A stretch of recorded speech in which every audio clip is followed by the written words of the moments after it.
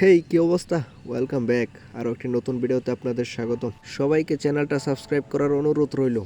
গত বৃহস্পতিবার আপডেটের পরে গেমে দুইটা ফটো প্যাক আইছে, একটা ইউরোপিয়ান ক্লাব চ্যাম্পিয়নশিপ আর একটা ওয়ার্ল্ড ওয়াইড জানুয়ারি। দুইটা প্যাকের জন্য দুইটা চান্স স্টিল বক্স পাবেন। কে কোন কার্ড পেলেন অবশ্যই কমেন্টে জানাবেন। এখানে ভিনিসিয়াস জুনিয়রের কার্ডটা ভালো আছে। কার্ডটা হলো left wing forward card, playing style prolific winger. ভিনিসিয়াসের স্ট্যাটগুলো দেখেন, ball control 92, dribbling 93, finishing 89, stamina 89, speed 94। কার্ডটা মোটামুটি একটা ভালো কার্ড বলা চলে। অ্যাক্সিলারেশন ভালো থাকে, স্পিড অটোমেটিক ইনক্রিজ হবে। কার্ডটা মোটামুটি একটা ভালো কার্ড।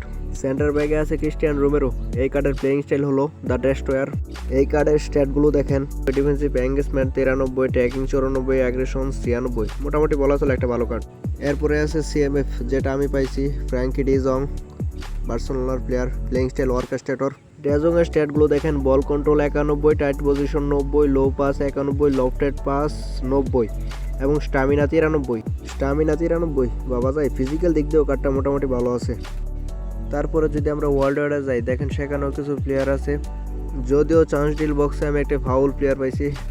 এখানে লামিনের কার্ডটা ভালো আছে। কার্ডটা হলো right wing forward, playing style prolific winger.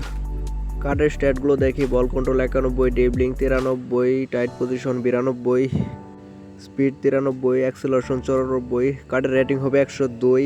স্টামিনাও মোটামুটি ভালো 94, ব্যালেন্স 92। ফটো কার্ড হিসেবে লামিনের কার্ডটা একটা ভালো কার্ড বলা চলে। এখন মোট কথা হলো, দুইটা কার্ড তো অবশ্যই আপনারা ফ্রিতে পাবেন।